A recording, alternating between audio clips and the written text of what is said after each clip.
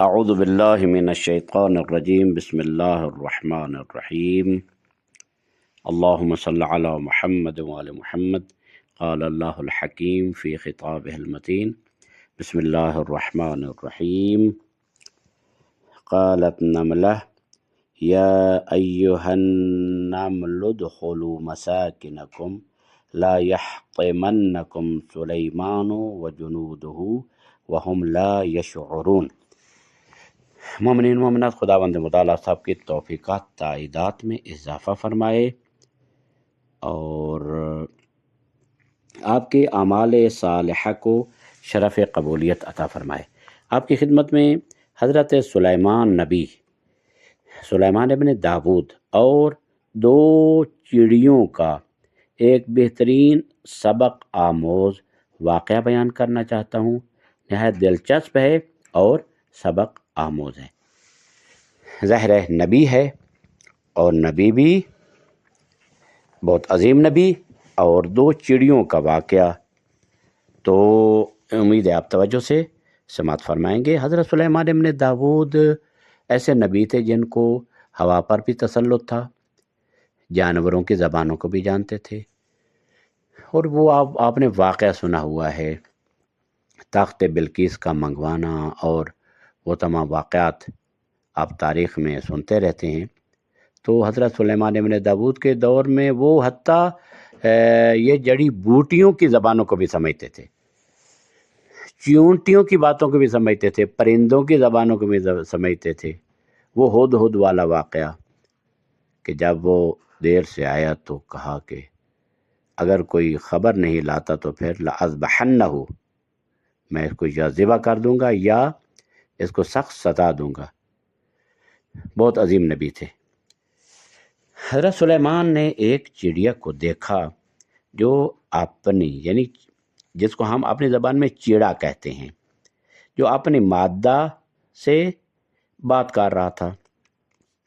اپنی نر و مادہ تھے، ایک چڑی تھی اور ایک چڑا تھا۔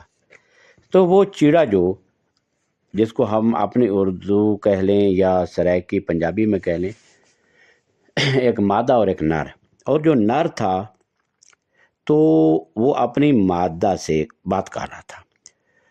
تو وہ بات یہ تھی، وہ کہہ رہا تھا تو میری بات کیوں نہیں مانتی اور میری خواہشات کو پورا کیوں نہیں کرتی؟ اگر میں چاہوں تو حضرت سلیمان کا پورا محل اور پورا وہ سسٹم جو ہے بارگاہ اپنی چونچ سے اٹھا کر سمندر میں پھینک دوں۔ حضرت سلیمان اس کی بات سن کر ہنس پڑے۔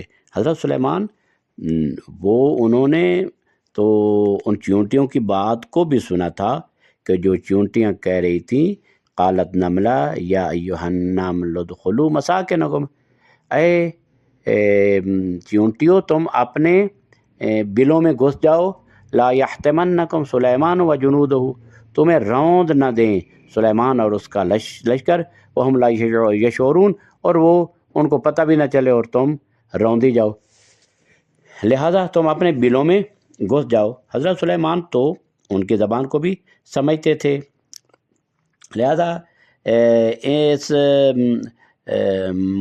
نر چڑیا یعنی چڑا اس کی بات سن کر ہنس پڑے اور دونوں کو اپنے پاس بلایا اور فرمایا تم اتنا بڑا کام کیسے کر سکتے ہو؟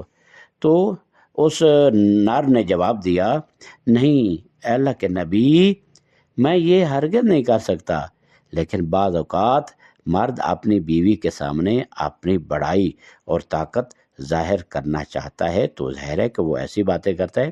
ظاہر ہے ہمارے معاشرے میں بھی لوگ ایسے ہیں، انسان بھی ایسے ہیں کہ جو اپنی بیویوں کے سامنے جو ہیں اپنی دھاک بٹھانے کے لیے ایسی باتیں کرتے رہتے ہیں کہ میں ایسا کر دوں گا تیسا کر دوں گا۔ تو یہ ایسا ہوتا رہتا ہے جس کو ہم کہتے ہیں پھڑے مارنا، ایسے پھڑے مارتے رہتے ہیں، اس لیے اس طرح کی باتیں کر دیتا ہے، مثلا میں ایسا کر دوں گا ایسا کر دوں گا، اور پھر عاشق کو اس کی باتوں اور حرکات پر ملامت نہیں کرنی چاہیے، یہ اللہ کے نبی ایسی بات آپ کو تو پتہ ہے کہ میں نہیں کر سکتا، لیکن یہ ہے کہ میری اس چڑیا سے محبت ہے اور میں اس کی ساتھ ایسی باتیں کر رہا ہوں جس طرح کہ میاں بیوی آپس میں کرتے ہیں، اور شوہر جو ہے وہ ایسے ہی پھڑے مارتے رہتے ہیں، گویا کہ ہماری زبان میں۔ حضرت سلیمان نے اس سے پوچھا، تم اپنی بیوی کی بات کیوں نہیں مانتے جبکہ وہ تم سے محبت کرتی ہے، یعنی کرتا ہے، یعنی وہ مادہ سے حضرت سلیمان نے کہا کہ اپنے اس شوہر کی بات کو مانو، تو اس نے کہا، یعنی مادہ چڑیا نے کہا، وہ اپنی محبت میں سچا نہیں ہے کیونکہ وہ میرے علاوہ کسی اور سے بھی محبت کرتا ہے۔ اس مادہ کی یہ بات سن کر حضرت سلیمان کے دل پر اس قدر اثر ہوا اور اس قدر وہ بات اثر انداز ہوئی کہ وہ رونے لگے اور شدت گریہ سے بے قرار ہو گئے۔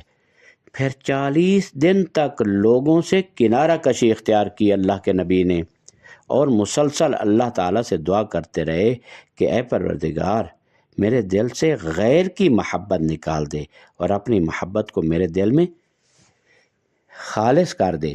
یعنی یہ بحر الانوار میں واقعہ ملتا ہے، 14 نمبر جلد ہے اور صفحہ نمبر 95 میں یہ داستان درج ہے۔ تو اس کی جو ہیں کئی پہلوؤں سے یہ سبق آموز ہے۔ یعنی پہلی بات یہ ہے کہ انسانی فطرت کی لطیف عکاسی ہے کہ انسانی فطرت بھی ایسا ہی ہے۔ چڑیا کا اپنی نر کا اپنی بیوی سے مبالغہ آمیزی دعویٰ کرنا، یعنی حضرت سلیمان کے محل کو چونچ سے اٹھا کر سمندر میں پھینک دینا، مرد کی اس نفسیاتی حالت کو ظاہر کرتا ہے کہ وہ اپنی محبوبہ یا بیوی کے سامنے اکثر اپنی طاقت، حیثیت یا قابلیت بڑھا چڑھا کر پیش کرتا ہے۔ ایک بات یہ ہو گئی۔ دوسری بات، محبت اور اخلاص کا معیار وہ کیا ہے؟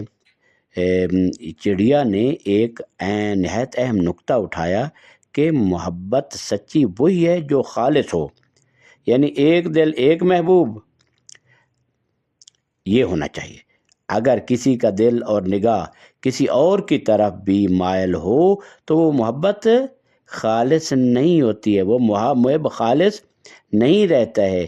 یہی اخلاص حضرت سلیمان ابن داود علیہ السلام نے اپنے لیے بھی طلب کیا، یعنی کہ اے پروردگارہ، اس نر و مادہ کی گفتگو سے مجھے یہ بات سمجھ آتی ہے کہ اگر یہ چاہتی ہے مادہ کہ یہ نر اپنے دل میں فقط میری محبت رکھے، کسی اور دوسری چڑیا کی محبت نہ رکھے، تو حضرت سلیمان نے بھی طلب کیا، پروردگار تو ہمارے دل میں اپنی محبت رکھ، یعنی اپنے آپ کو ایسے سمجھایا کہ ہم ایسے اپنے آپ کو بنائیں کہ ہم اللہ کے علاوہ غیر اللہ کی محبت کو اپنے دل میں نہ بٹھائیں۔